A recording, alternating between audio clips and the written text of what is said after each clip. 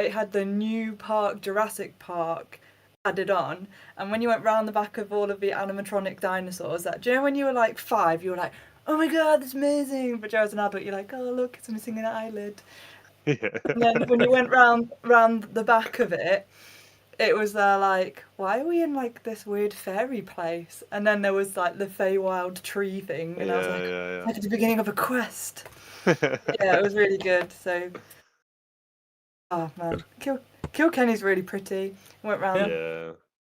I mildly offended Irish people with my existence as an English person, just like the normal things that you do. I was in this gift shop and this guy was talking about how the English did this and the English did that, and then I went up to pay for the thing and he was like, oh, the English, and I'm like, I've come for yours, good sir. Yeah, you know what else the English did? They supported your small business. So shut up. Yeah, you've got to be quite like resilient to colonialism. Or callbacks to colonialism when you're in Ireland. We're streaming already, so I need to be very careful on this. But my hello everybody. My comeback for that is, well, you didn't get involved in the Second World War. We saved you. Yeah, that's it. It's so harsh because we were the chat. We were incredibly horrible to the Irish for an extended period of time. You don't even realise how bad it is until you actually go there, and you're like, why is your like Capitol building got all these weird like dents in it? Yeah, like, oh, that's the bullet holes from where you guys shot at us, and you're like, yeah, it's pretty bad. Well, sorry. In our defence, the people sat here, not in the defence of the British Empire, which is indefensible. We weren't shooting at them. No, we didn't make the call. We're just normal people. Yeah, I always like to make myself feel better because my family history, we've got it back into the early mid 1800s, and we're like factory worker, sheep farmer people. You know, the furthest away from Derby City we got was Draycott. Kira's in the chat. Is she? Oh no. Yeah. I love you. Next on Dice in Anger, we get cancelled. Even before it's begun. No, it's on the cards for a while. We went to Dublin. We had an ace tour guide. The first thing he said is, anyone from England? And we were like, yeah. That's what it is. Oh, that's nice to see you. Welcome back to Europe. I didn't want to leave. That wasn't my fault either. Yeah, you don't have to come for me like that, bro. Yeah. It was good actually because the children enjoyed it. They were all wearing Viking helmets and shouting at the English people. Is that the Viking tour? Yeah, the one where you go on the river. Yeah, because I'm going at the end of November, and we're booked to do that. So do it. Viking Splash. That'll be good. Hell yeah. Yeah. If you get the same tour guide as we got, he was a proper Irish lad. He was. Yeah. It was fun. Is it Ireland? What their tourism industry? Hey, let's go. Yeah. Shall we? Yeah. Shall we get on? Because that's the first 5 minutes. I'm going to have to edit out when I. Right. So let's roll some dice and anger.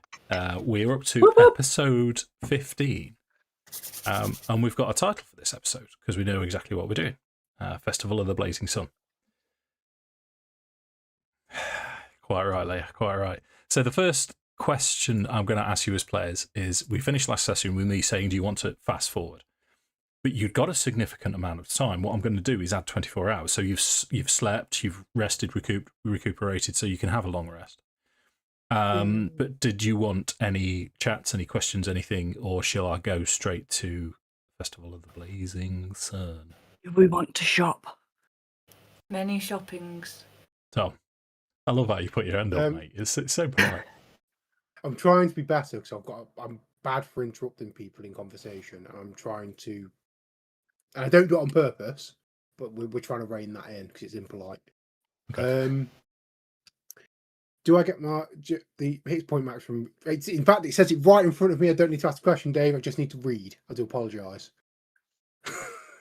But the long rest now, you can do it either way. You can either do it 2024 rules.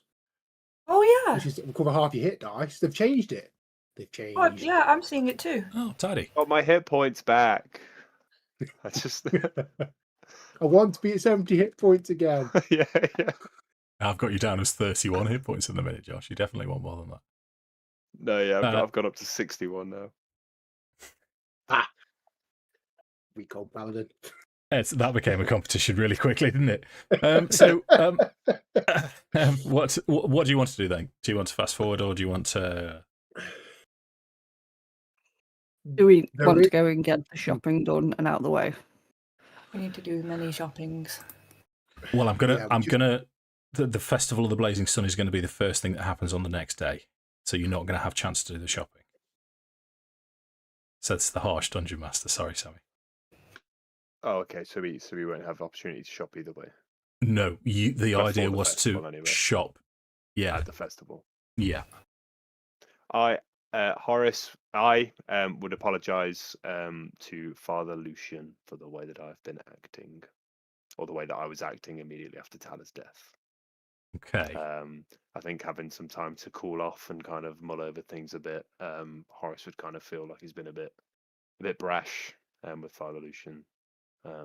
So yeah, I would like to apologise to him. Okay. Roll persuasion. Woohoo! I hate you. 17. 17. Yeah, okay. So he will say, "Oh, my dear boy, no, that's good of you to say so. No, don't think on it. It's tough in these lands. What you're doing is noble. Don't worry about it." I turned my anger towards you for my own failures, and that was unfair. I appreciate you doing what you could for me and Tala too. Yeah. Yes. No. You're quite welcome for what it's worth, and I share your sorrow. And then I just offer him a hand to shake. Okay. I'm wary, but Lucian will shake your hand. Break his hand. Yeah. Throw him! Suplex. No. Yeah. So it's you can tell that it's water under the bridge. He's yeah. Hell yeah.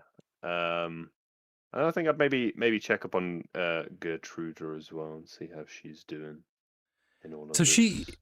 She's doing a lot better. She's I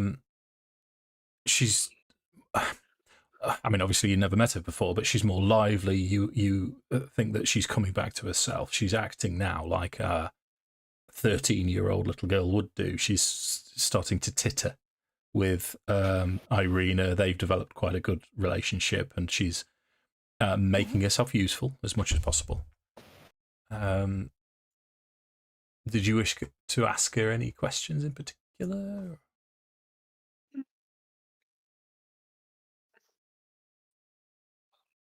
I don't think so. No, I don't think there's anything. I think as long as she seems like she's kind of like doing better than she was, and she's like kind of getting a bit closer with Irina, I guess that would be reassuring to see as well. So I don't need to meddle in that. Okay. I'd kind of just go find the others. Cool. So in terms of the Irina's still doing well. She's I mean, she hasn't had chance to thank you all for sanctifying the ground that she's now staying in, and she's over the moon that as far as she's concerned, it's not over. The devil is still alive, but you've found her sanctuary.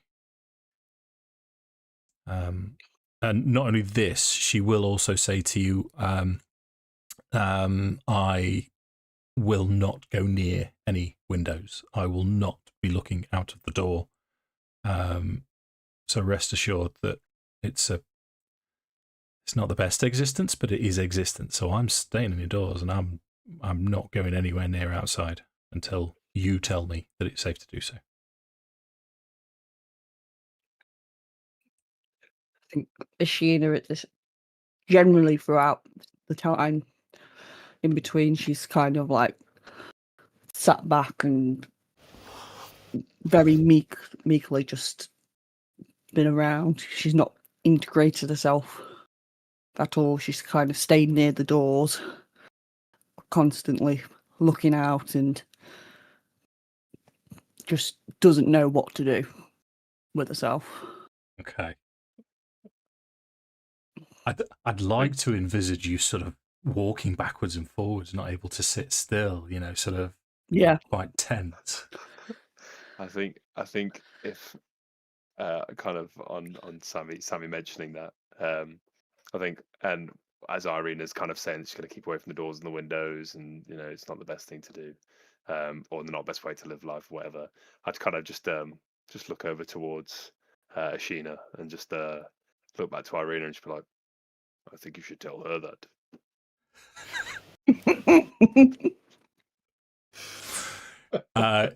You get a smile out of Irina for that. She touches you on the arm affectionately. Ooh. Oh damn. Dave, stop. I can't. I've got eyes. I've got eyes. So, What should I say, Dave? too far.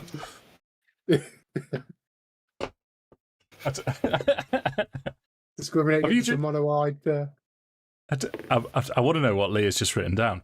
Flirt with Dave, he gets embarrassed real easy.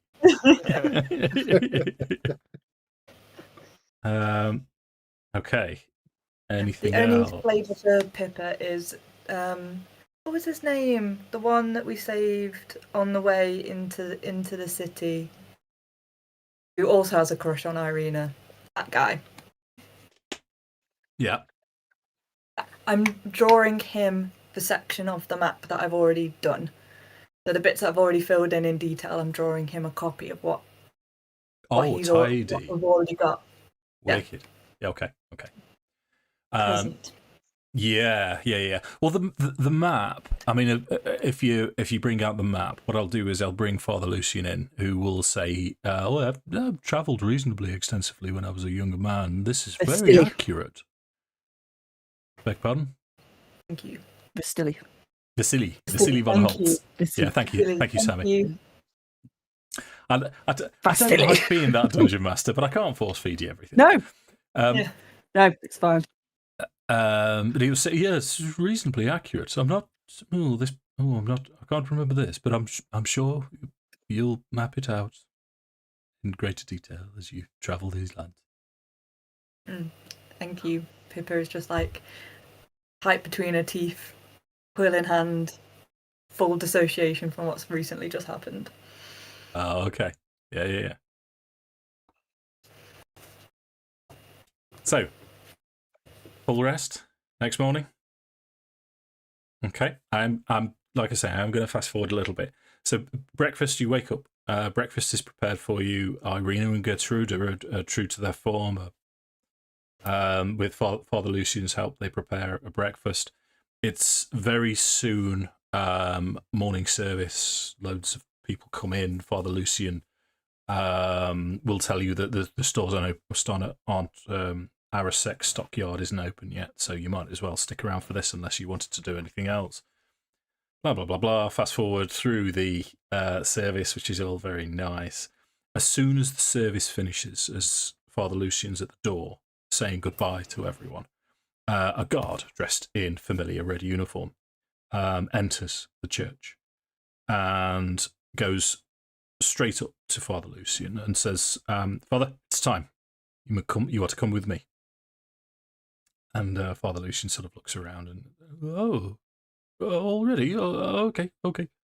He sort of nods to you all in a slow nod. And then he is led out. The guard... Go on, Tom. Does he look under duress? Insight check. Yeah. I think to My new proficiency insight. Oh, hello. Yeah, Come 19. on. Cheeky 19. So with a cheeky 19, you can tell it's not under duress necessarily. He's just flustered. Maybe he forgot. Maybe it's just come around a little bit sooner than he was expecting. So this isn't. Although the tone was quite authoritative, it's perhaps just a dick of a guard. So there's no duress. Yeah. So Farrow's eyeing him, but he doesn't say anything. Okay. Well, the old. The old beady one eye. So we'll stick with this guard as people are leaving now. As they're filing past, he will, in this authoritative voice, be saying, "The festival will begin soon. Father Lucian is heading now. You all have 30 minutes to get into the town square for the main event. This is mandatory." Well, can we know where you're taking Father Lucian? He is to preside. He is to stand next to the Baron and to oversee the proceedings. He is a guest of honour.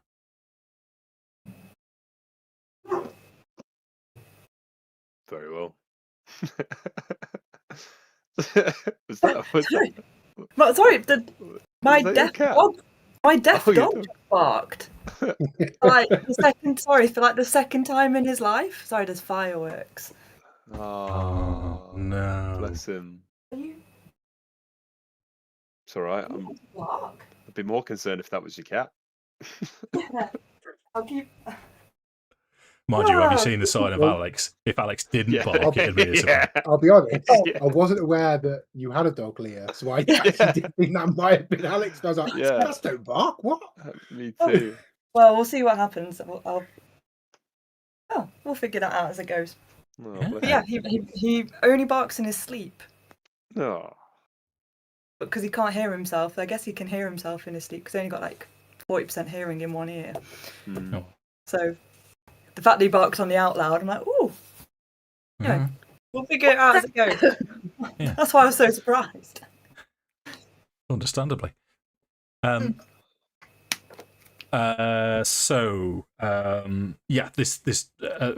guard. Where were we up to? Lost the train. That's all right. He was telling us to attend the town thing. Yes. Yeah, pretty much. Okay. I was gonna say, I was asking about Father Lucian, but I think with the guard explaining, Horace should be like, "Very well, see you shortly." Okay. So he spins round. He does this stomp, heel click type thing that you've probably seen on World War II documentaries, and then turns around and walks out. So, what do you want to do?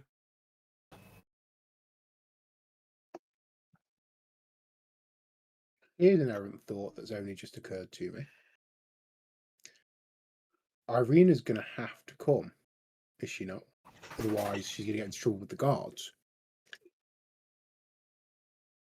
Not really occurred to me until just, but she can't. Well, I mean, she can stay here, but if she gets discovered, there's going to be a problem. So, do we need to escort Irina to? How many minutes?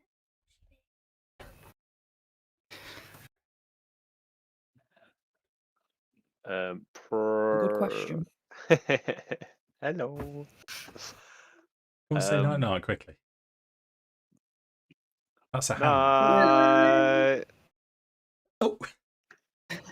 Come on, off to bed. I'll wait for Mum. See you later. Night. Bye. Bye. Night night. See you later. They've all said night night.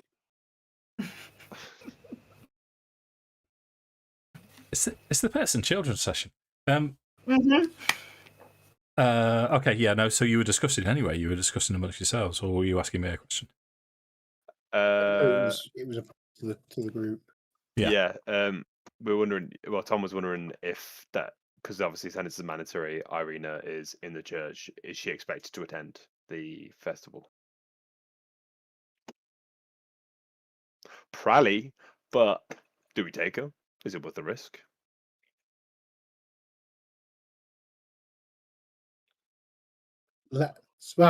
Maybe Farrow will put that question to Irina then and say, what do you think? What do you think the course of action is here? Okay, I'll tell you what I'll do. I'll have a group perception check from you, please. Yeah, I don't know if perception is the right roll. We'll go with perception. What I'm after is a group roll. I get advantage. No, Yay. you don't. Not on this one. Oh No. damn. It is to retrospectively figure out if the guard has seen Irina, or if in fact. So it's probably actually an intelligence check as opposed to a charisma check, wisdom check. But no, stick with perception. Go with perception. Guidance. Somebody have guidance. Can I give everybody guidance? This is a split second thing. This is a thing that you're just trying to figure out, so that you can't apply guidance to. We sticking with perception. Yeah. A fudge-free roll. Oh, what we got? Lol. 19. Oh, 19's pushed it up. Pippa continues to draw her map. Yeah. You guess that the guard that has just come in hasn't seen her. So then it's just a case of how visible has Irina been. You suspect, and as Irina has this conversation with you, she'll say, if they have seen me and they know I'm here, by the sounds of it, someone will be coming to collect me, and it won't be pleasant, from what I've been hearing. If it's just the festival, as soon as they've done whatever they're doing, then I can come straight back here. So I trust you.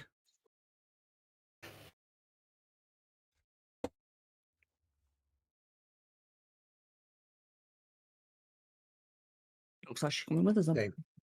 Stay with us then. Stay close. Yeah. No. Yeah. Without a doubt, she goes and fetches her rapier, buckles it on. Awesome. So, sorry, dude. Go on. I was gonna say, I'm sure some fresh air would do you some good. Oh yeah. Any excuse to get outside. Okay. So, you make your way through Vallaki to the town square. The whole of the town is in attendance. You're walking with lots of people as you get there.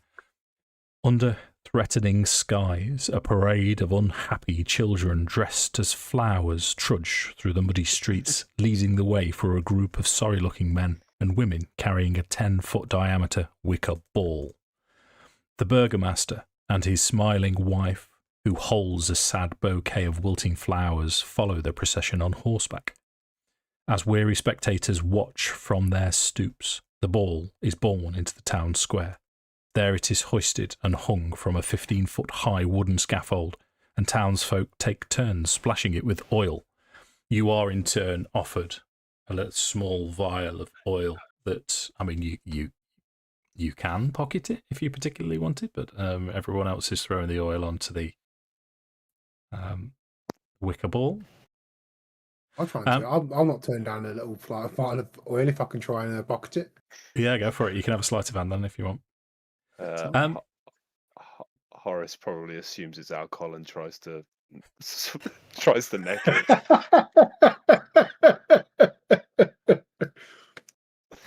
Oh no. That's going to go badly. Make It's olive oil. Olive oil is nice. You know Good it's for not gut that. health. Make an intelligence check for me, Josh, because there's a fair chance that it doesn't even get to your mouth. Intelligence check. I feel this is a strength of Horace's. We're just flat rolling. Ooh, burn. It's a 7. Okay, make a Constitution saving throw. Yeah. If I see him trying this, no, it doesn't 14? matter. In fact, I'm just going to laugh at him. Yeah. I was thinking about trying to stop this, but no, I'm just going to stand and laugh at him instead. It's pretty much like being a parent. Right, so you do glug a little bit down and gag and it's quite a violent reaction. It burns. It's horrible, but it's only a tiny swig before you realise, no, that was a bad idea. And then we move on with the rest of our lives. If I may, because it's occurred to me as I started reading this to you that this is the first time that you've met the Burgomaster and his wife. So the Burgomaster, dressed in a red robe. This robe used to be very, very fine velvet, the works, if you imagine the finest red robe that you've ever seen, but it's seen better days. He's a gentleman in his possibly early 60s, very stiff back, large overbite, with the only way you could describe him is to look imperious, as he's looking down his nose on horseback at everyone that he goes past. His wife, again in her 60s, seems sort of quite meek and timid. She still has good colour, head of hair, black hair. You do sort of see laughter lines around the corner of her eyes. This woman hasn't known torment all of her life. She's very skinny, quite sallow, and she's just meekly looking down at the floor as they pass by. Before the wicker sun can be set ablaze, the sky tears open with a sudden downpour. "All will be well," cries the Burgomaster in what is now my Burgomaster voice, as he brandishes a spluttering torch and marches defiantly through the rain towards the wicker ball, only to have his torch go out as he thrusts it into the sphere. A singular laugh erupts from the crowd, drawing the Burgomaster's fiery gaze as he gasps, as well as gasps from the townsfolk. The Burgomaster instantly spins towards the sound of this laughter. This laughing man happens to be stood quite close to you, and it's a guard dressed in red. And the Burgomaster, as he turns with his arthritic, gnarled fingers, points and says, "Arrest him now." And the rest of the guards are a little bit taken back by this. And then you see, just in the distance opposite you, on the other side of the Burgomaster and the wicker basket, you can see a raised platform. On this raised platform, you can see what looks like, well, it's stocks with what looks like townsfolk, 4 of them in these stocks, and all of them have a bizarre donkey head, sort of mannequin attached to their heads. Stood next to them is Willow. And Willow, with her, steps down from the podium, and you can tell that she's there to enforce the Burgomaster's will. And she'll say, "You heard the Burgomaster. Arrest him." As the rest of the guards grudgingly go towards their fellow guard and handcuff his hands behind him and lead him off. This guard is broken. He just starts to weep straight away, and he's I'm sorry, I'm sorry, and they just drag him off.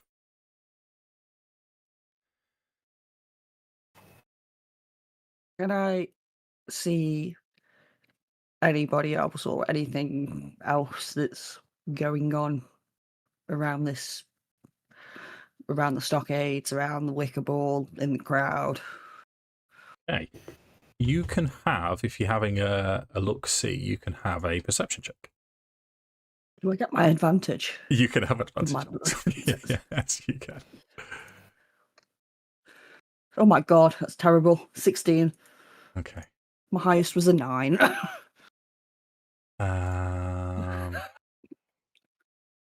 +7. Okay. Yeah. Saw me do the maths again. Everyone's a little bit shocked by this. In terms of anything untoward, there's a lot. There's sort of gasps, but the gasps soon stop when Willow makes her appearance as she takes over. And now, so there's nothing untoward, nothing unseemly seems to be happening. Just this very awkward situation. But Willow walks over to the Burgomaster's torch, and you can hear it. You're close enough to hear, and she'll say, "My lord, allow me." As he holds the torch out, she'll just take hold of it, and fire erupts from this demonic hand as it blazes again. As she stands up, glares, and sees you, nods at Farrow, winks at Pippa. Oh, I'm doing it again.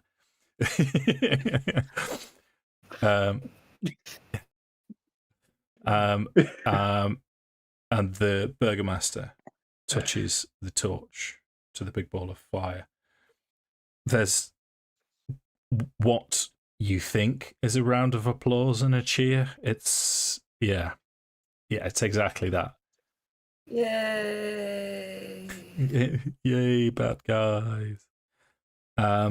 So Woo. following this, the Burgomaster turns round and he'll say, "I declare the Festival of the Blazing Sun open." Gotta be careful. Yeah. So I could do the voice of what's it from? The Princess Bride. Greetings. Together today. Leah knows. So what do you guys want to do now then? Is Father Lucian like in sight, and does he? Yeah, apologies. He's on the podium as well, so he was stood next to Willow, but he's looking like he doesn't want to be there. Is the mandatory thing over? Yeah. Yes, people start to disperse and move away. What's happening to the people in the stockades? Do they look like they're about to be executed, or are they just... At the minute, they're just in the stocks. Do we get Irene back before anything potentially happens?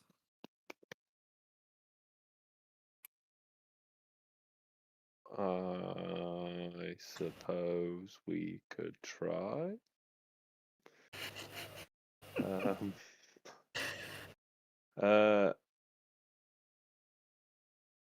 Yeah.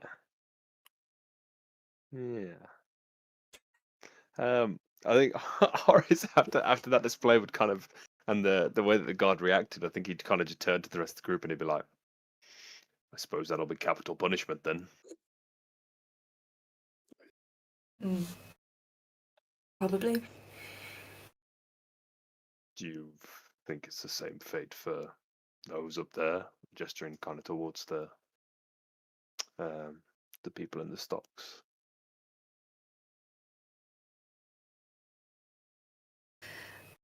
Who knows? I think stocks are most effective, from what I've read, are most effective when they're used as humiliation tactics. Like if you kill them after you've humiliated them, people don't get to have the social shame of having been in the stockade. Creates a hierarchical structure between the good and the bad, the us and the them. Be good, like then you can have like your elitist, we're the well-behaved righteous ones and these are the evil ones. If you kill them, you kind of lose it. But that's if we just go off like standard stockade techniques that I read once. Horace's face would just kind of like turn to confusion, just like, how do you know so much about stocks? Started to kind of see Pippa in a different light. I'm just like, shows the difference between your dominant and your submissive, but there you go. Yes. Punished and the Punisher.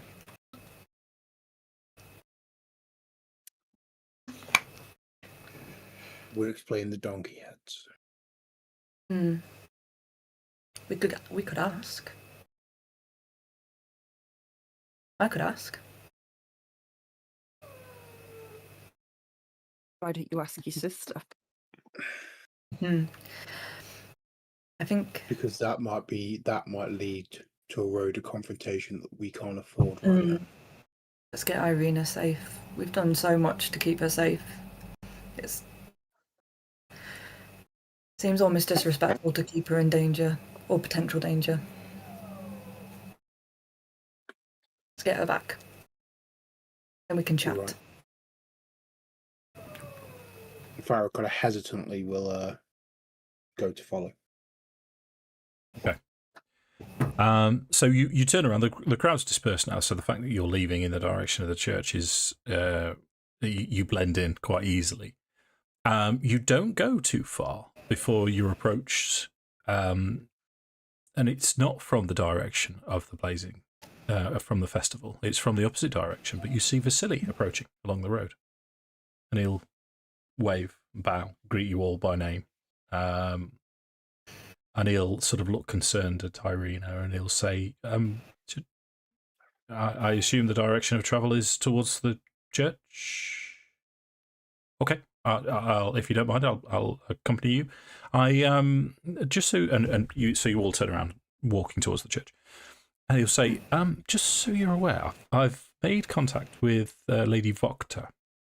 She is keen to speak to you. You've seen now firsthand what happens in this town. Lady Vocta is someone who could make a difference in this town. So it's a delicate subject. Please, please, please don't take offence, but the obstacle, and he looks towards Farrow, is your sister. She rules here. Everyone is concerned and frightened of her. I'm just the messenger. Oh, Leah.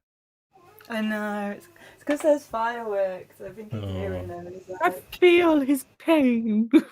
Yeah. you having mental health problems? You having sad problems? Yeah. Oh.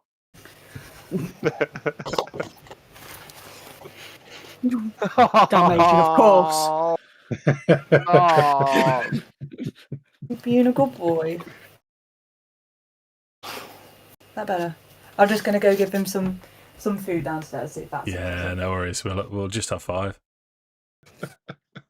Can you hear the David Attenborough documentary?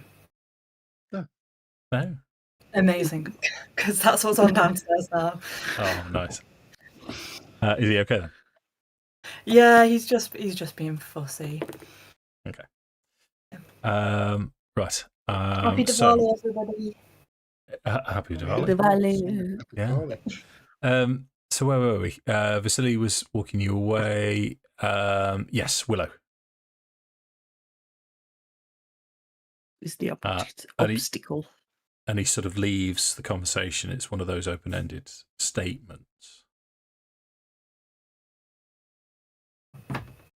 And then he'll continue talking to Irina. He'll, they between the two of them, they have another little flirt.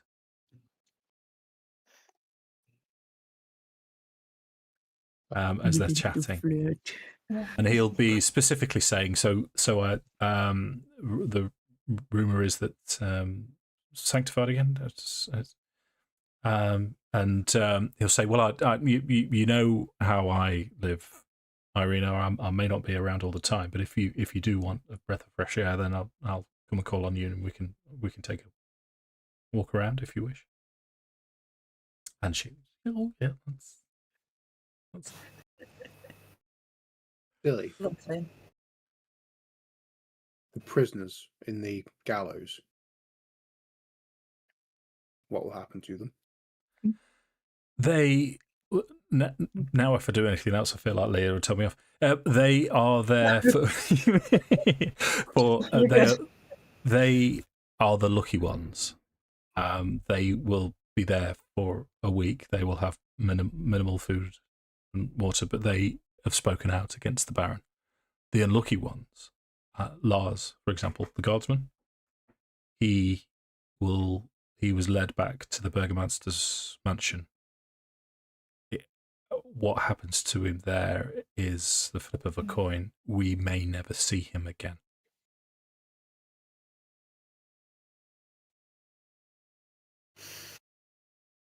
Nice. I thought the point of this place was for everyone to be all happy-go-lucky.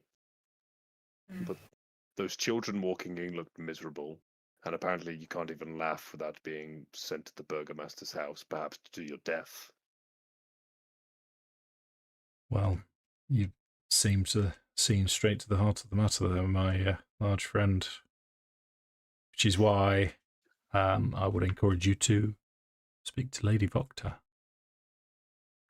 But obviously it will require some unpleasantness, some familial unpleasantness, if it comes to that. What exactly is the... Yeah, I know. What exactly is the obstacle when it comes to Willow? In what way? What do you mean? To phrase this delicately, she is loyal. Yes, being direct. Mm. Okay. Sugarcoat the truth. Yeah. Roll persuasion for me. Guidance. Here's another flat roll of the day. It's too quick. That's an 8, Dave. 8. Okay. So you can tell that he's looking around. The streets are quite busy. So he's sort of saying,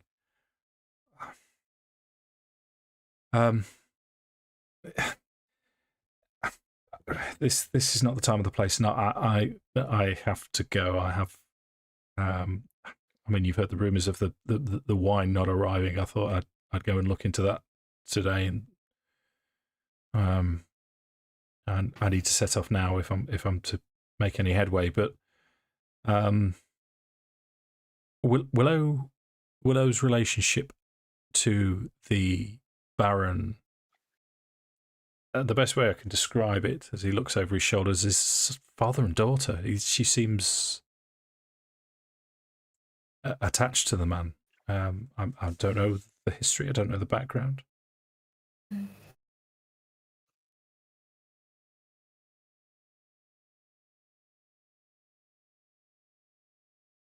But he will go on to tell you a little bit more information. So when you first arrived at the church, there was a woman that was crying.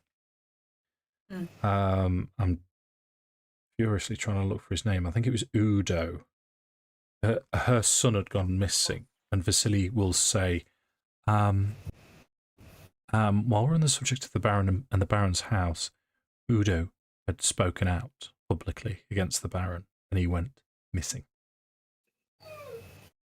I think it's a fair assumption that he is in the Baron's house, being...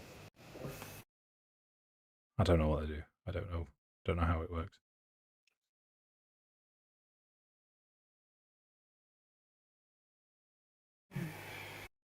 You think he may still be alive in the Baron's house?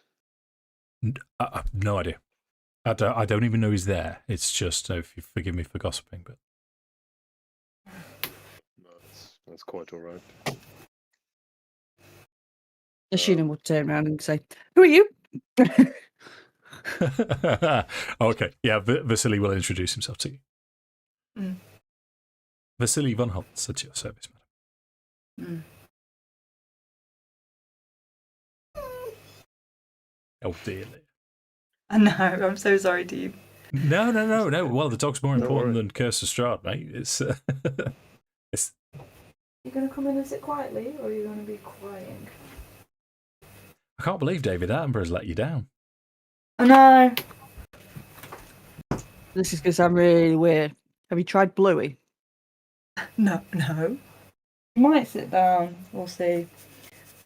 If So, the colours in Bluey are actually made to help stimulate a dog's brain. Oh, because they are all colours that the dogs can see. oh, that's nice, isn't it? Ping pong. Dog's name's Pongo. Ping pong. Okay. Oh no!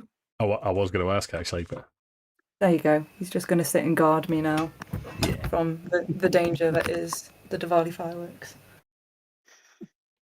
There you go. Oh boy. Fingers crossed. Back to Strahd. Yeah, so I guess we're getting Irene back to the church, and then we need to have a conversation about Willow. yeah. Okay, well, let's. I'd say while I'm sorry, I've forgotten his name. Vasily. Vasily. While Vasily's there, maybe I'd turn to Vasily and just say, well, we have the matters of Willow. We must speak with Willow, but when would we be able to meet with the Lady Voctor? Should we be able to? Well, she's. It wouldn't be appropriate today, but at your earliest convenience, and he'll point out where the house is and give you directions. She is happy to receive you any time, but due to the festival and being seen, she has to be around and about today. This is not a conversation for outdoors. Difficulty we have is we need to leave town in the morning. Okay, you have business already? We have an appointment.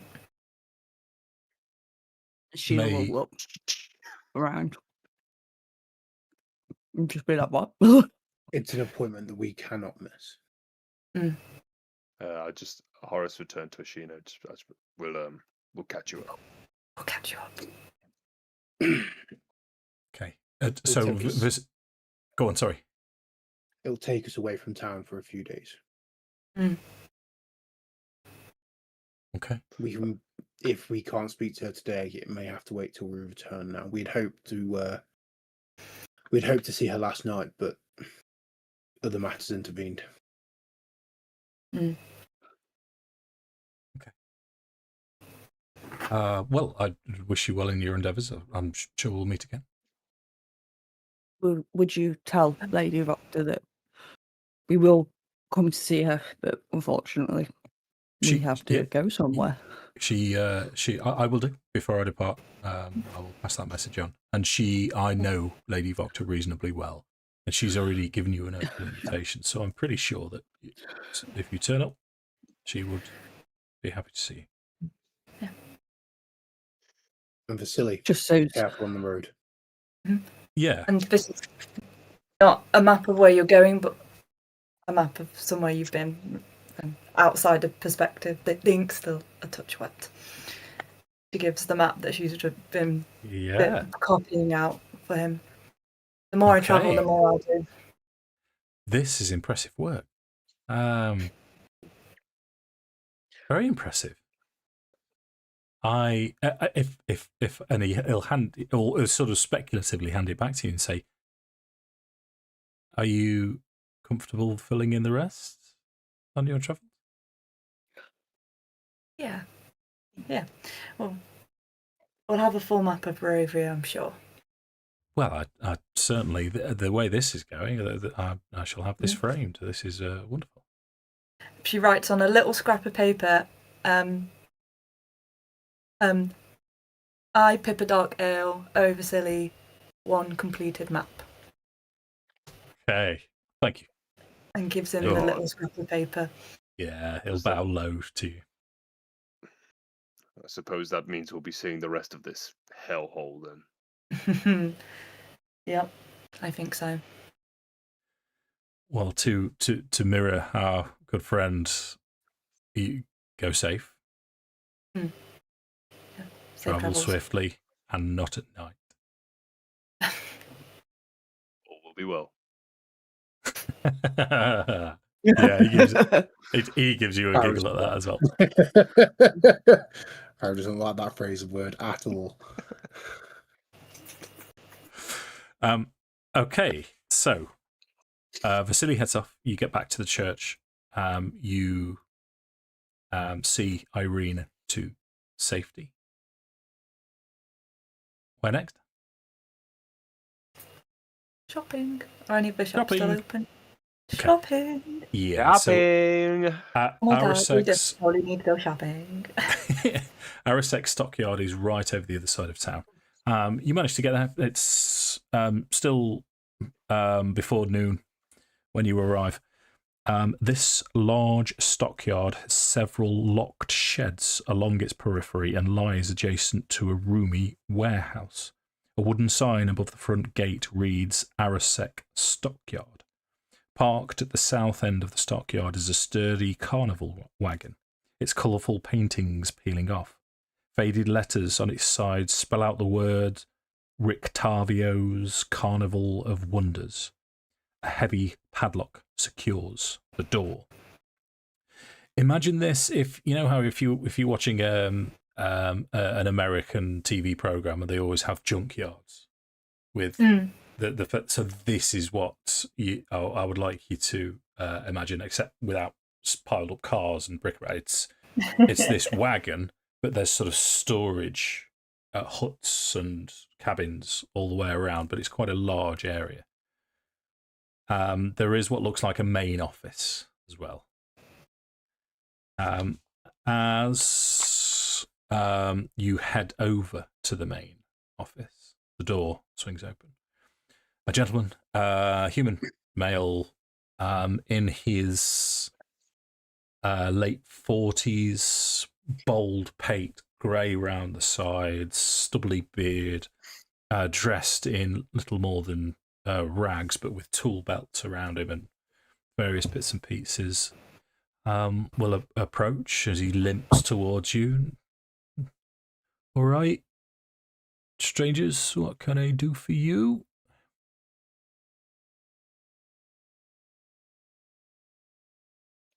We're in need of some equipment. I mean, I'm hesitating because I actually don't know what we're here to buy. I know I did kind of say we were putting this together, but yeah. As we were walking up, retroactively, Pippa shows again the spells that she could potentially write down. She needs money for ink and the right kind of paper. If she learns these spells, like, we wouldn't have had to have taken Irina to the festival because I could have made her invisible for an hour. But I don't know the spell. And I need to write the spell, and I need money to write the spell. So I don't need any kit, I don't need any equipment, I'm being really selfish, hopefully in a selfish, selfless way. But there was a couple of moments in that last combat where it would have been really helpful for me to have known a couple of spells that I didn't know because I was too scared to ask if we could have the money. So I'm asking for the money. Well, you shouldn't have been scared to ask. We need diamonds. Yeah, diamonds, man. Diamonds. Yeah. Diamonds. Okay, so we've got in assets, not coin, we've got about 1,050 gold. Nice. This is assuming that we can bot for the right price. Yeah. Mate, if he doesn't want to give us the right price, I'm going to set Horace on him. So, roll 21 on your intimidation check. It's yourself. I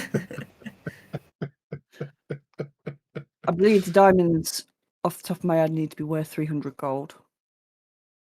Yeah, that sounds about right for a Vivify, doesn't it? Yeah. It's true. And what's the transcribe cost per spell? It's like, I'm going to remember this really, really badly. I would look, but my rule book is downstairs with Sammi, so we've tamed it. I need to buy Yeah, another copy. I should have looked up. But yeah, it's like X amount per level. Let me read it. Yeah. Blah blah blah blah blah. That's the whole page. Then blah So copying a spell into the spell book. Level 1 was a spell you copy into the spell book if you have it. For each spell, transcription takes 2 hours and costs 50 per level.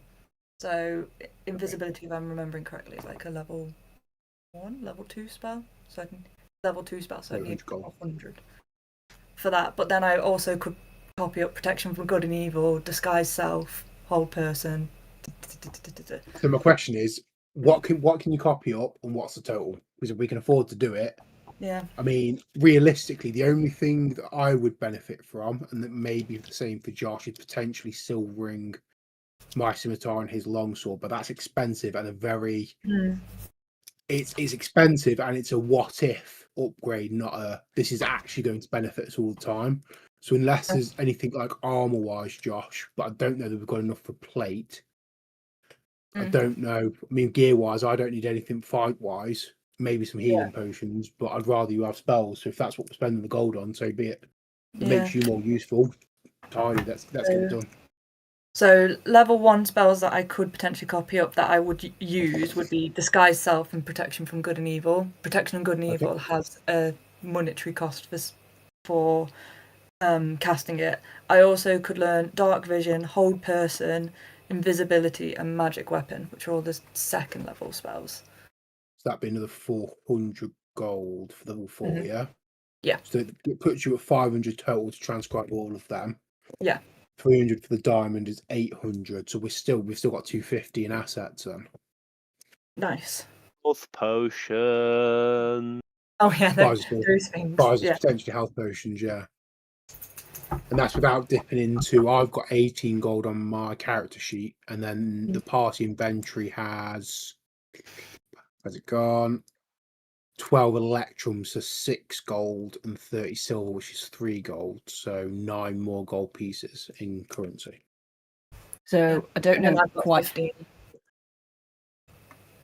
I don't know quite how, but apparently Tahala had 57 gold pieces. Nice. Probably didn't take both of your starting equipment. You probably took the gold from one of your backgrounds. Whereas I took the weapons. Probably. But that's now Ashina's. So Ashina has those 50 gold pieces. There's obviously Tala's chain shirt, her warhammer. There was something else. She had a mace as well. Okay. So, I mean, is the warhammer of any use to you, Josh? As like a secondary weapon, even? I could wield it, I think. I don't know if it would be super duper beneficial to me.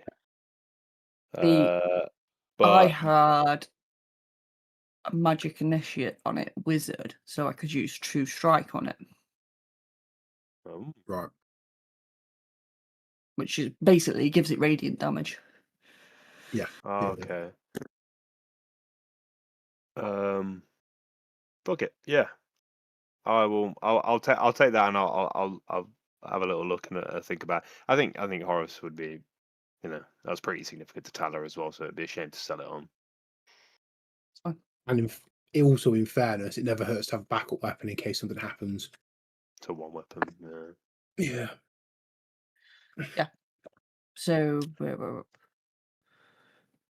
yeah, it is. Common warhammer. Versatile. Versatile. With magic initiate on it. I don't know if that would actually. That was something that I had as one of my feats as Tala. Okay. So okay, cool. So it would just be a normal warhammer for you. Woohoo! But two-handed is 1d10.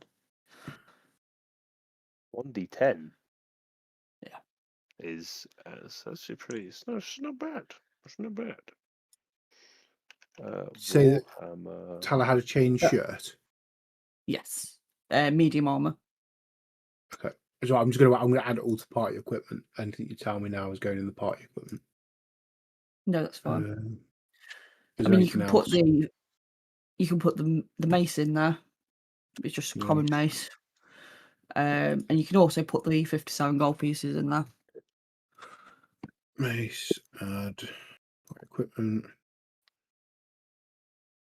and then 50 GP. Okay. Okay, cool. Because obviously now D&D Beyond has like a party inventory, so you can track that kind of stuff. So it is handy, and I've been trying to use it. I'm going to delete those things off Tala's thing now. Yeah. Okay. Oh. Shit.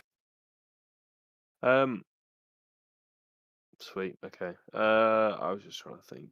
What was I thinking? Oh. What is the shopkeep's name? Sorry. Sec. Sorry. I didn't quite catch that. Arasek. Arasek. Okay. I would like to kind of like stroll over to him, and I'd present him with the 12 gold pieces that I won in my drinking competition with the Vishtani. And I'd place them in his hand, and I'd say, I know that these are just 12 gold pieces, but they have a lot of value to me because of how I earned them. And then I'd kind of tell him the story of how I've earned them. And I'd be like, I'd be grateful if you could tell me what I may be able to get for these 12 gold pieces. But I'm hoping that you can. I don't want to ask you for a deal. I'm hoping that you'll be able to help me out here, and give me something that will bring me just as much joy and value. Okay. Persuasion. Hee. Persuasion. 19. 19's pretty good, actually. So he'll say, well, 12 gold, is it? What is it that you're after? Because I'll be honest, although I enjoyed your story, 12 gold is 12 gold.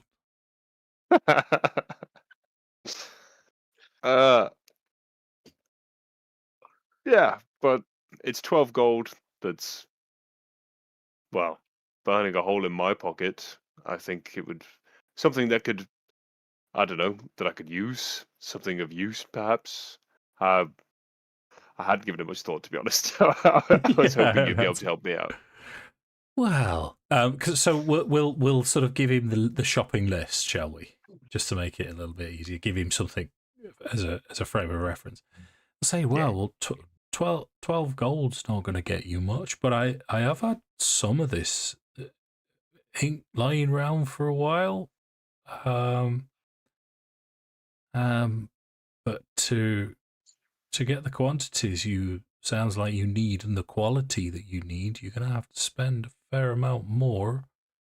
But just for the story, I'll tell you what, I'll give you this, and he passes you over a vial of ink. Pippa would know this is the correct type of ink, but its approximate value, if you were on the streets at home, would be 10 gold.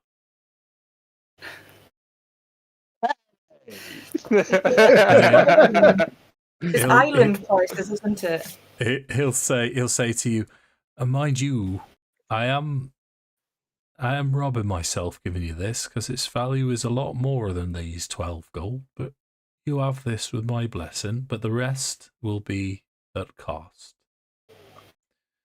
So now then, diamond I can't help you with. Potions, maybe I may have some about, depending on how much you're willing to spend. And here's the problem: if you want it enough, you'll pay for it. I want my 12 gold back. Well, I can take the ink back from the young mistress if that's what you wish. Horace would look back towards Pippa. Who's giving And you then the he'd think- evils? Yeah. And then I turn back and be like, "That's okay. Pleasure doing business." Well, so you want all of this thing? I tell you what, I'll do you a favor. All the ink that you require for everything that you've said. My rock bottom price, 600 gold. Potions. Now you do strike me as a friendly lot. 100 gold each for a potion of healing. This motherfucker. They're all like this. It seems like every shop we go to is like this. You might need to. Yeah. Okay, I'm not. I don't want to fuck it up like I fucked it up last time. So Guidance. Josh, I'll let you finish guys your take the lead thought on because this. we all know it ends with "Shall I make him piss himself?" It wasn't inherently. Guidance.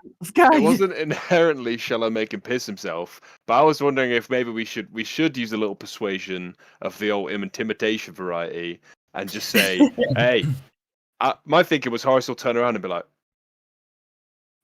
"Pip, did you hear him say that? Did you hear what he just said about the burgomaster? I'm not sure that would go down very well with him. Do you?" No, I've heard that anything against the burgomaster is taken very seriously, and I think it's our civic responsibility, especially as new members of this group, to report what we see, because we definitely don't want to be associated with somebody who speaks ill of the burgomaster. Not so openly as well. All right, I think you're quite right. I know what a shakedown is when I see it. Roll your dice, then. Guidance. You can have guidance for this because you did build up to it. Are we going intimidation or persuasion? It sounded like deception to me, but you can have intimidation instead. Leader's choice. I mean, calling it deception implies that we might not be willing to go actually see that action through. I'd fucking do it. Okay, intimidation then. Intimidation with guidance. Oh dear indeed. That's a 25. That's a wet yourself score, isn't it? Yeah, I think he's actually pooped himself. Yeah. Okay. Oh well, I'm going to backpedal that rule because this guy's a hardened salesperson. Is it only if it's 21 exactly? Do you like blackjack? That's Yeah. Yeah. So he'll say, I know a shakedown when I see it, and all right. To be All clear, right. good sir, we're not trying to shake you down. We're expecting fair prices. What you are charging is unreasonable. Well, I mean, I'll agree to disagree on that point. What I'm charging is Barovian prices. I'm not Barovian. Yeah, well, that's quite clear all of a sudden. Right, cutting my own arm off. You can have everything that you've asked for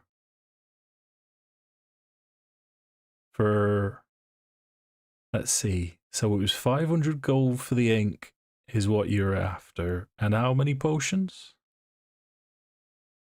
I'll tell you what. He's going to reach into his pocket. He's going to pull out the platinum necklace that's worth 750 gold. Okay. You give us the parchment. 5 potions. It's yours. His eyes gleam, and it's almost like a hypnotist watch as you pass this necklace round. And you've rolled a 25. He'll say, "Deal." See? I'm nothing but reasonable. Well, I can honestly say it's not been a pleasure doing business with you, but if you find anything else fine like this and you need other things, then you come find me. Well, we'll be sure to inform the Burgomaster of what a wonderful job you've been doing on this day. Don't How's listen. your extreme loyalty? You've been here for 5 seconds. We know who you are. People talk. Don't come that. Lovely. Is this man trying to get punched? Guidance. I'm not. No, I'm not punching him. I'm not punching him. So as his back is to this carnival wagon, and you can see that the wagon lurches and moves. Oh no! All of a sudden, as he'll say to you, "A pleasure doing business with you," as he starts to head back inside. Can I see anything weird about the wagon? You can have a good poke around if you like. Yeah, this has piqued my interest as well. Farrell behind that. We've been ambushed before. Okay. And Farrow is on alert at the moment. It's feeling a bit twitchy. Okay. Yeah. Are there any like openings like in there that allow us to like peer inside maybe, or is it literally just like the da da da da? There you go. So Okay. lovely. Something I would like to say, whether it is of relevance or not, is completely up to you. Part of my feats. When a creature that is small or larger moves within 10 feet of you, whilst I am conscious, I immediately become aware of its presence. Okay. I have. And I've also got something called no hiding, which is advantage on my perception checks that rely on sound or smell. Okay. So let me. Radar. Yeah. So the wagon suddenly lurches as though something big has thrown itself against the inside wall. You hear the cracking of wood, the scraping of metal, and the snarl of something inhuman. Upon closer inspection, you see that the sides of the wagon are splattered with dried blood. You also see an inscription on the wagon's door frame that reads, "I bring you from shadow into light." There is something large moving inside here. So you can make your check, Sammi. It would probably be perception then.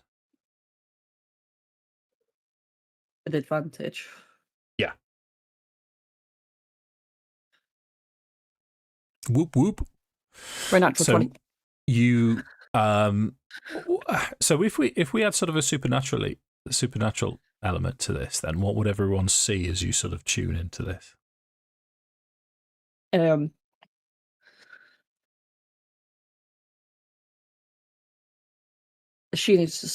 She's kind of been avoiding the very loud and big points of the crowd, and this wagon starts to move, and it's almost like she's gone from this little timid girl to she's stood up straight, she's turned around, and she's just fully immersed in whatever this is. All her attention is tunneled in on this wagon to figure out what it is. So as you turn your attention to this, you get a clear image from inside, as if you're seeing from inside whatever it is eyes, and you know what you are, and you know what you're capable of, as you see a massive feline paw stomp, and go round in circles. Very briefly, you are a saber-toothed tiger prowling round the inside of this wagon. You, with a natural 20, have a thirst specifically for Vistani blood as you pace around.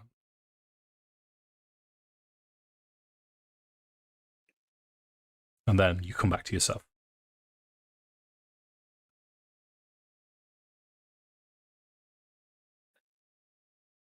I'll turn and go,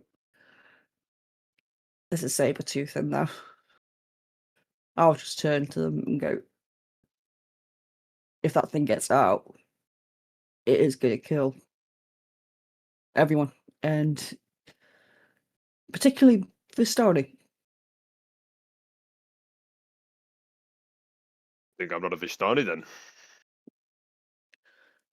Hope you're on our way. I wonder what a saber-tooth tiger has against Vistani. Doesn't make any sense to me.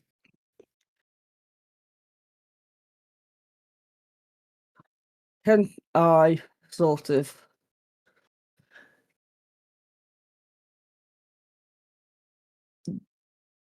nonchalantly just sort of make my way to somewhere where with a bit of cover and sit down for 10 minutes and cast Speak with Animals? Yeah, absolutely. Yeah, no problem. So you are you discussing this with everyone else then? You're sort of going to say, give me 10 minutes. Yeah. So as Farrow says, like, what would Sabertooth want with Vistani? I'll find out. Give me 10 minutes. Okay. So the rest of you now are just stood around as the rain is still pouring down. This wagon, just as the picture displays, clearly states Rictavio's Carnival of Wonders on the side. It's heavy chains, heavy padlocks, and you can still, it's creaking backwards and forwards now as this saber-toothed tiger is prowling around. Let me just have a quick look at Speak with Animals as you cast your spell. For the duration you comprehend and verbally communicate with beasts, you can use any of the influence, actions, skills, options with them. Most beasts.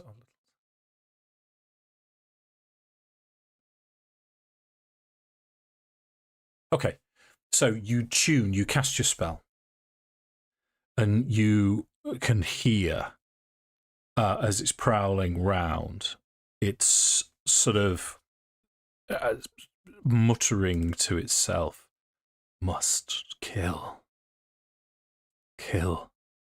Vistani. And it's like a mantra as he's just prowling around. There's not much space.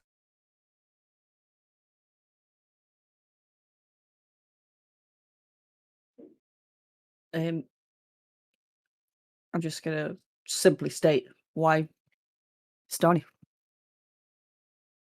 So you startle him that you're speaking to him. And his first response is, You are not the master.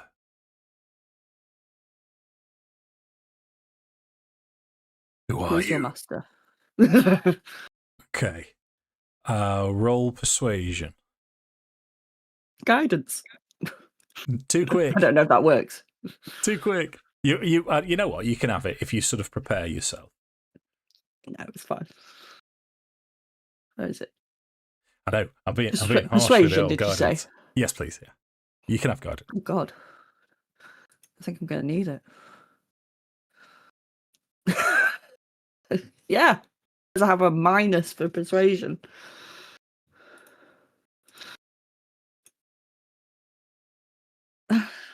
12. So 12. Okay. So he'll say, Master is traveller from distant lands.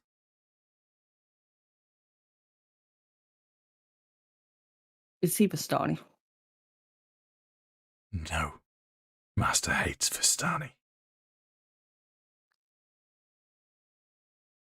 Master has promised Vistani flesh.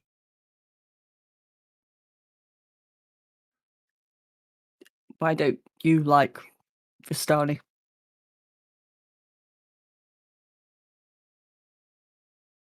Vistani mean nothing to me, Master has asked, and I am happy to oblige.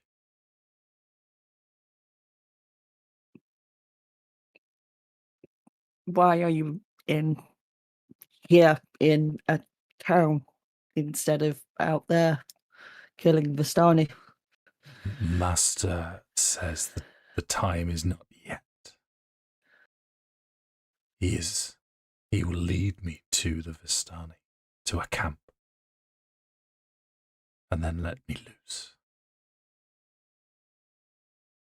Nice. I'll turn around to everyone and be like, he wants to eat the Vistani. His master doesn't like Vistani. He said that he's going to be released on a camp. Who is his master? Is it him? And then gesture towards the door. Oh my god. He's so cute. He won't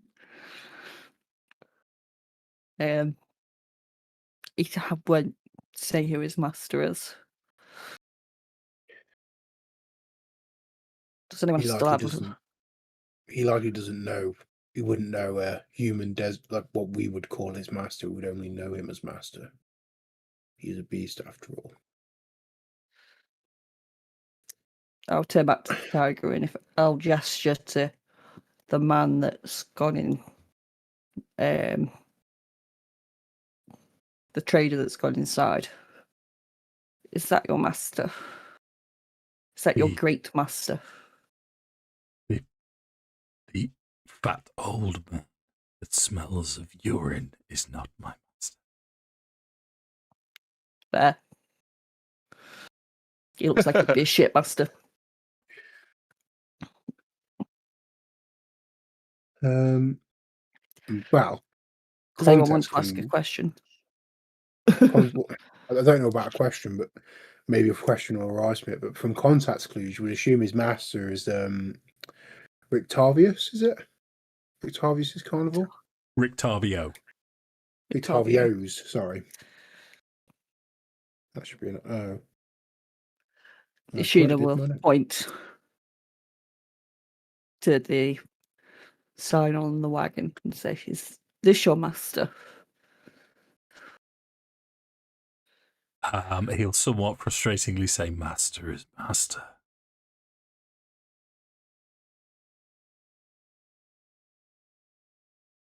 Cool. Are there any Vistani around here? Yeah, ask him what he would do if he was released now in this town.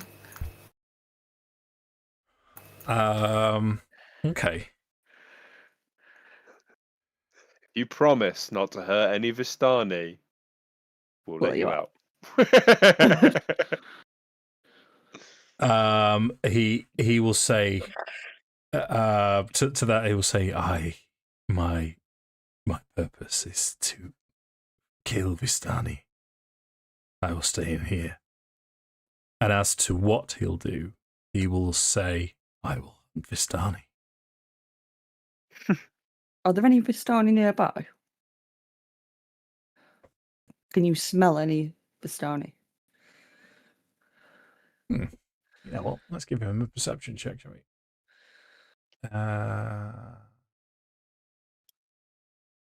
Okay. He'll say, not in this place. Not within these walls.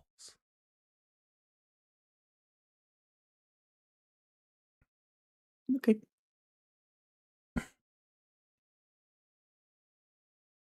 Is there anything else we can think of that we would like to know from the saber-toothed tiger?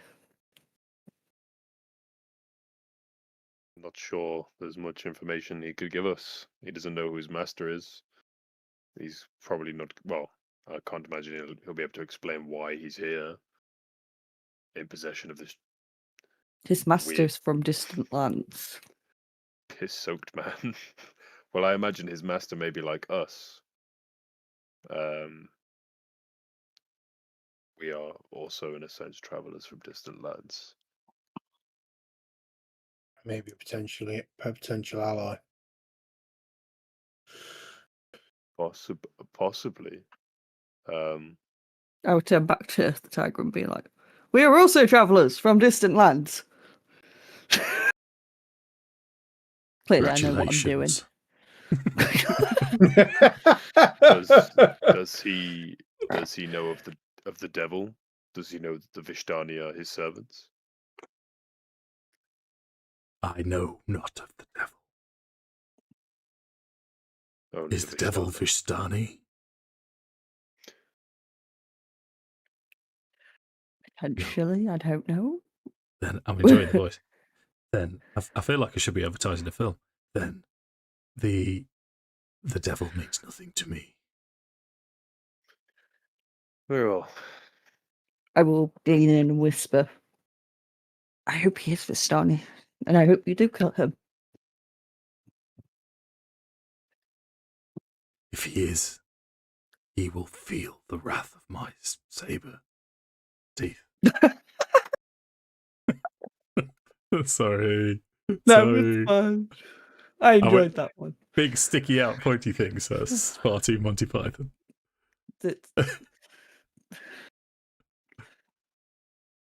Oh dear. Okay. Something tells me we're not going to get much more from this. I think not. I mean, Long we as could you ask the man inside how he came into the possession of the caravan, but whether he'll be very forthcoming, I doubt it. Can I ask the saber-tooth what his name is? I shall allow you to name the saber-toothed tiger, if you wish. He'll say, "I have no name." So you can give him one if you want. Call him Vishtani.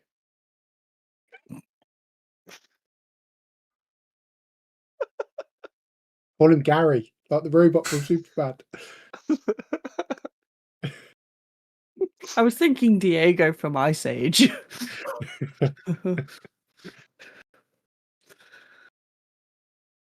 What was the old lady that we spoke to? The old Vishtani lady. What was her name?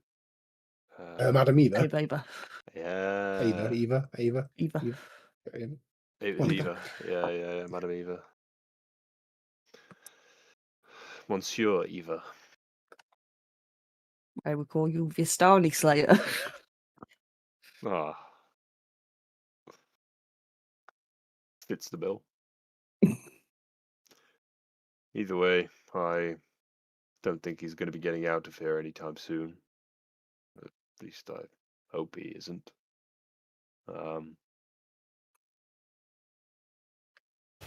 Let's not let the cat out of the bag and leave it where we found it. I will turn to him. Go on.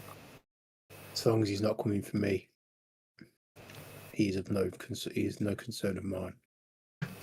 Amen. And then Horace will just tug on the chains fixed to the door, make sure they're tight. Yeah, they're very secure. See, there's nothing to worry about. Yeah. So this, mechanically, Sammi, this is a CR2 creature that you've had an interaction with. If ever your wild shape gets to that point, you could potentially saber-tooth tiger. Hell yeah! So this is the Stony Slayer, saber-tooth, and I will turn to him. and say, I wish you good fortune in hunting your prey. And I need no fortune, just these. Sorry, I'm really at my playing a part. Yeah. So it continues prowling round. Okay. I missed a Josh Classic there. Fortunately, I record it, so I'll be able to see that. You can see it back. Yeah. Okay. Well done. Yeah. Okay. Where to? It's about midday. You have, by my really poor dungeon master reckoning, 4 days to get to Castle Ravenloft, and it's going to take you 2 days travel to get there. Oh, I thought we had less time than that. Yeah. I thought we were on okay. a tight time schedule than that. In fact, you were, weren't you? You had, because I've not been crossing it out. You going to arrive in? Yeah, you've got 2 days to get there. Yeah, we have to leave tonight. Yeah, we have to leave tonight to get there in time. Yeah, correct. Yeah, I wrote it down right. Yeah. Shall we see about a diamond? Have you got all the ink and everything you need? Yeah. I do. Do we want to talk to Willow now, or do we want to get the information from Lady Voctor about the problematic nature of Willow's existence before we talk to her? I have a suspicion we will not be leaving the town without seeing my sister. Okay. She was pretty clear that we were to go to see her. And if she controls constabulary, then we will have a difficult time leaving if that is what she wishes.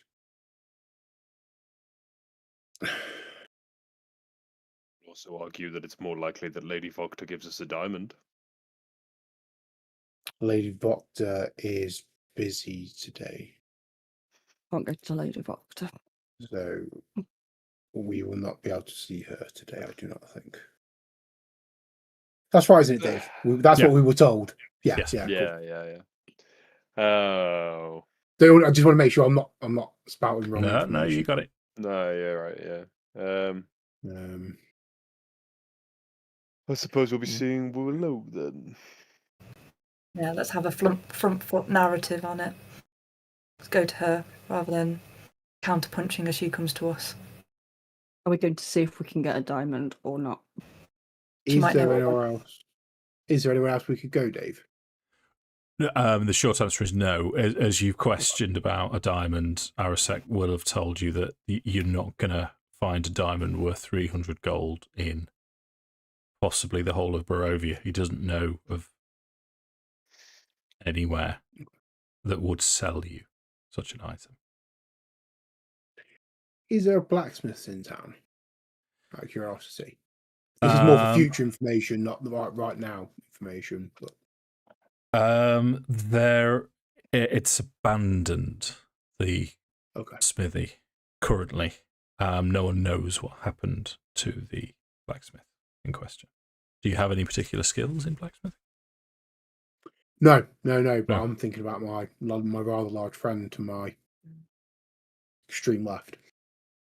At some stage, I'd like to put him in some plate armor. And if there's a blacksmith in distress who we could rescue, that could bode well. Might make the 1,500 gold pieces we need to fork out for a set of plate a little less. A little cheaper. Yeah. Okay. So where we it's 10:15 already. Where are we taking the rest of the session then? Yeah, I think we go to see. I think we've got another choice. I think we go to see Willow, and then we start making tracks, I guess. Okay.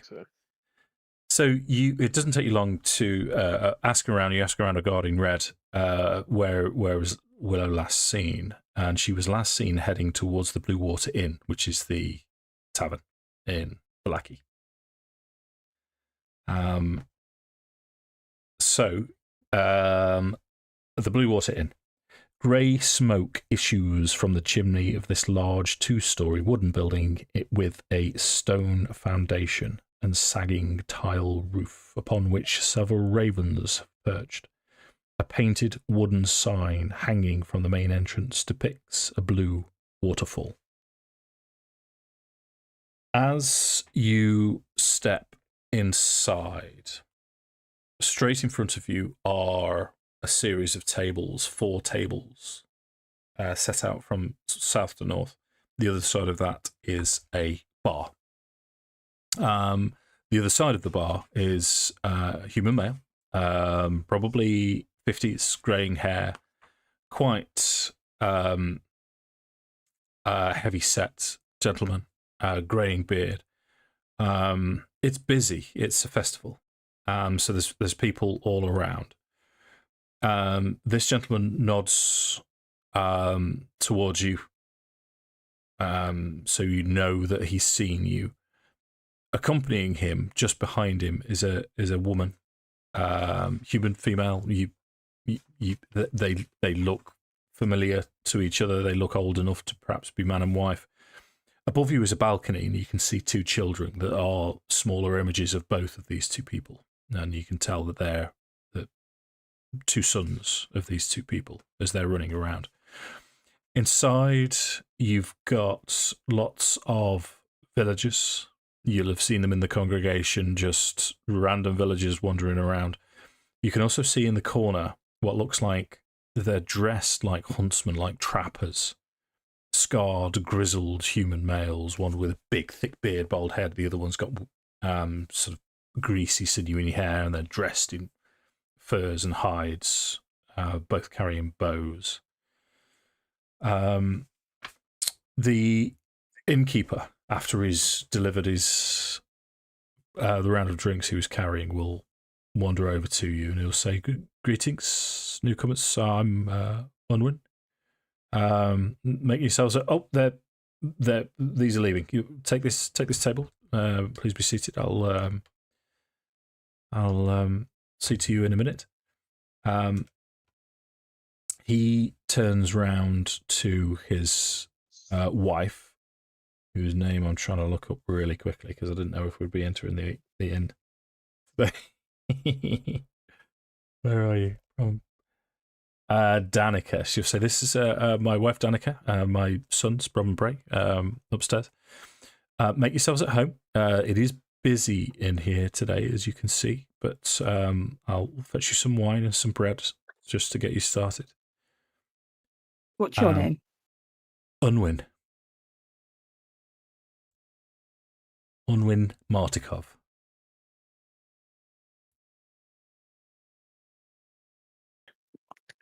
Muzzle tough. Yeah. So he'll sort of disappear, and then he keeps trying to come back to you, but eventually you'll be able to get his ear as he gets a break. Most people leave, and there's just the trappers in the corner and you guys, and he'll come and sit down with you, and he'll bring you some more wine and bread, and he'll say, "So tell me, what's your business in these parts?"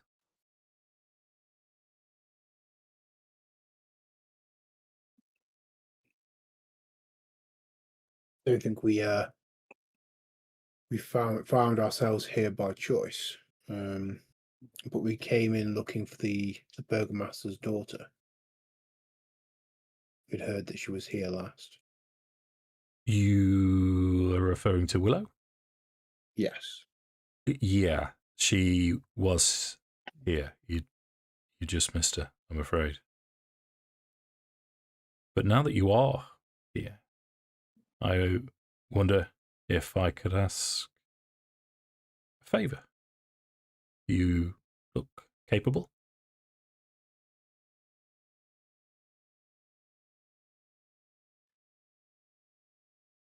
So, we Martikovs make the wine in Barovia. I am estranged from my father, but he still provides us with wine. But the shipments haven't arrived for some time. I wonder if it's possible that you could look into this for us. You would have mine and Danica's gratitude. And a place to stay, should you wish.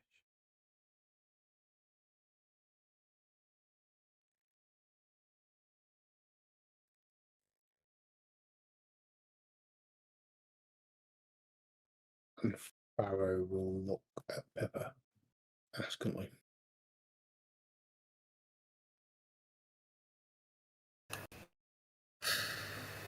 When was the last time you had a shipment? How long have you been waiting?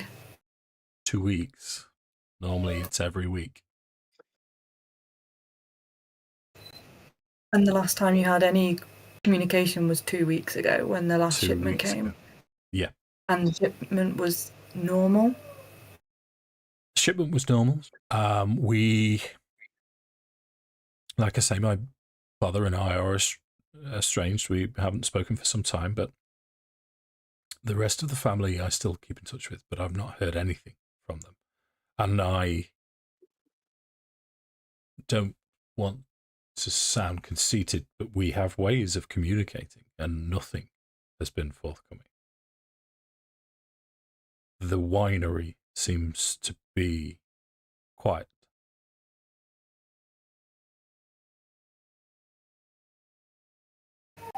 And this has never happened before? Never happened before. And you think this is a problem with the winery, not some issue with getting the wine from the winery to here?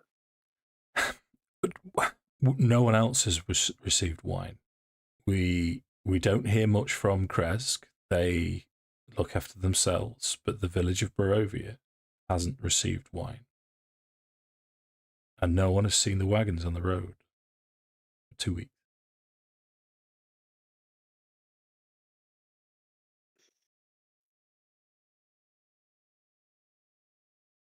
Where might this winery be located? It's to the west. If you travel the Svalich Road west until you get to a crossroads, just past the tower on the Balanok Mountains, and travel south, you will find it. It is signposted.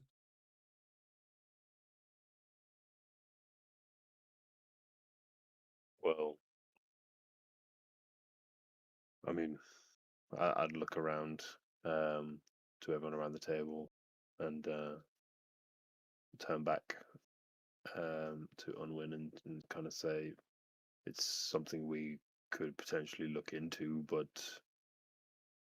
we're under our own time pressures. It's not something we can do immediately. Okay, I understand. But anything you could do to start the wine being shipped again? This wine is the lifeblood of Barovians. We live in a miserable land, so we drink. It's what we do. And if the wine isn't forthcoming, I dread to think what's going to happen to the people. I understand. I like a drink myself, but unfortunately, this is something that we can't delay. We will think about it, though. I'm sure we'd be happy to help, but there are matters that we just have to attend to first. Okay. Yeah. And what was the offering for us to help him out? Did he say? Lodging. Fuck off. Yeah. Pippa's next point is lodgings is great, but what are you there are many pay places us? that we can stay. There's something that we need more than lodging that you might be able to help us with if we help Gold! you. Well, I do have some funds that I could see your way. I do have other things that But I mean, we've just met. I'm not going to tell you exactly what I No. have. No. I think that would be quite forward of everybody. But this place is dangerous. We found it's dangerous. It is. And having a place to lay your head doesn't help when you're bleeding. Or when you're hurt. Or being haunted by fucking hags. Or being haunted by fucking hags. One thing that you might be able to help us with is trade. I presume you have good trading partnerships with people around here, being the purveyors of the wine. Indeed. If we help you get the wine flowing again, then we might use your name from time to time, potentially threaten blacklisting certain individuals from your establishment. Roll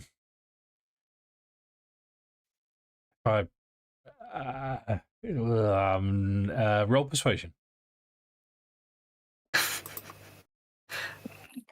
No, you can't. Guidance. That's why I didn't say it. But I still did the action. Isn't it? Persuasion.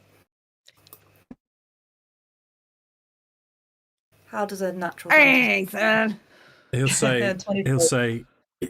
Desperate times call for desperate measures. It goes against the grain for me to tell someone that they can't drink in my establishment. This we welcome all, but as long as you have the right reason and you explain to me that you, I mean, if it comes to it, I don't think we'd ever actually have to blacklist somebody. I think if the people here are as reliant on the wine as you say, or as trained as needing it as you say, then when a horse is well trained, you don't need to whip it, you just need to show it the whip. You'll just give us the power to show the whip. Okay, fine, if you need to. And if you're after things that can help you in these lands, I will have things that I could offer you, things that you will find helpful. You've only just met me, but you have my word, my guarantee that I will make it worth your while if you figure out what's happening with the wine.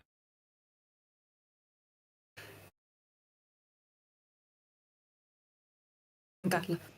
Look around the group. We all seem in agreement, don't we?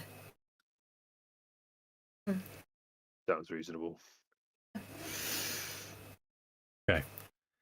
So as he gets up to leave, he's now facing the door. The door opens behind you, and you don't see who walks in. All you see is Unwin, sort of in a semi-good-natured way, roll his eyes. And from behind you, you can hear, in quite a loud voice, a male voice say, "Have no fear, everybody. Rictavio has arrived." And as you turn around, It's not his slayers, you can see a very handsome young half-elf male. Difficult to age half-elves, but if you were to do it in human years, you would say early 30s. Very richly dressed. Purples and yellows. And he has on his back a lute. And he's wearing quite a thick, coarse raincoat, a proper sou'wester type raincoat over the top. Well, not over the lute. The lute's over the top of that because that wouldn't make any sense. It'd look weird.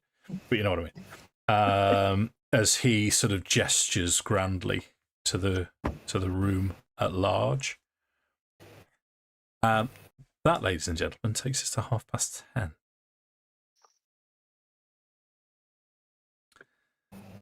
Sleep is for the weak. Sleepers for the week. What I shall say to you is we'll pick this up again next time with the entrance of Victor. Bards. Mm-hmm.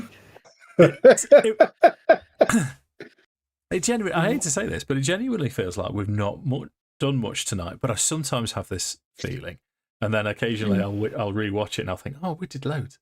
So hopefully it's one of those sessions. But hopefully it was interesting enough for you to. We're a very sore party today. Yeah. We've just had the absolute ever-loving stuffing kicked out of us. It's still the same, like the same. Yeah. I think that's the thing, though. Like, obviously, because we've had to have such a gap between last playing, so sort of losing Tala, introducing Ashina, and then it's like we know we're on a deadline, or you guys know you're on a deadline. Mm-hmm. We haven't even got a chance to talk to Ashani about that yet. No. It's clear there's going to be things that we need to do here, such as talk to Willow, and it's like trying to go through the motion almost as quick as possible to be able to. Yeah. We don't want to rush to it either, do we? You know, no. Natural and also, 2 people were unconscious. Well, all 3 of us were unconscious. Like, we're all battered and bruised, and we're being very careful about everything that we say and everything that we do and every step we make, because all we did was crack open a crate. That's literally what happened. Like, the initiation of, like, the drama was we cracked open a crate. Welcome to Barovia. We might sneeze, and God knows what will happen. So, can we? Mark's been on. Macy's said, "Time to make him piss his pants." Yeah, huzzah! Yeah. Sorry, Macy, no pants pissing this evening. We've had a few other comments as well. Thank you very much if you have commented. Like and subscribe. Do all that, please. If you want. If you want. I mean, there's no hassle. We not only do we not have any performing arts experience, we also don't have any sales experience. So No. So let me turn this thing off, and then we'll try and arrange when we can meet again.